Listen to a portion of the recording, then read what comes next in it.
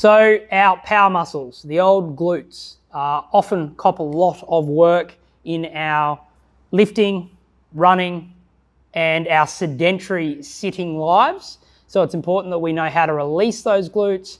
And I'm also going to take you through a lateral hip release to show you how to release those sides of your hips, which will also become tight and stiff if you spend long hours at the desk or you take up those bipedal activities such as running.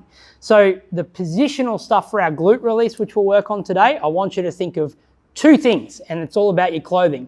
So I want you to think about the top of your back pocket and then your belt line. So working our glute release, which is going to release our piriformis and the surrounding area, we're looking for placing that ball at the top of our pocket on our jeans.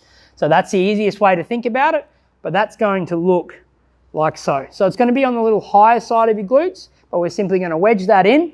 And the way to find it is we're simply just going to roll around until we hit that trigger point on that piriformis. Now, you'll know that when you either grimace, your face changes, or you might take a deep breath, or you might feel that referral pain or referral discomfort down your leg, meaning we're hitting the nerve that runs down your leg.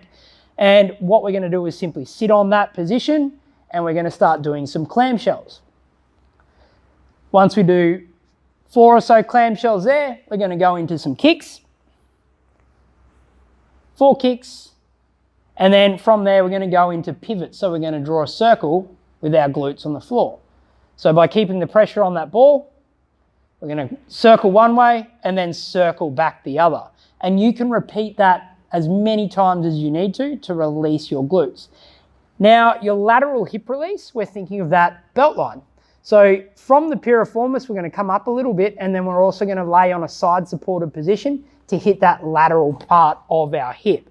So side supported, we can extend that bottom leg and we use our top leg to brace our position. Now we're simply bringing our hips up off the ground and we're going to cross friction left and right or back and forth across that lateral aspect of our hip.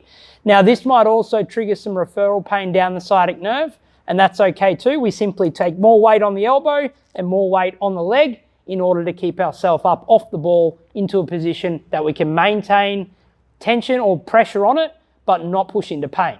So we're simply going to pivot back and forth along that lateral hip line as far as we need to feel that release. There you have it, guys. Lateral hip, glute release to keep those power muscles in working order.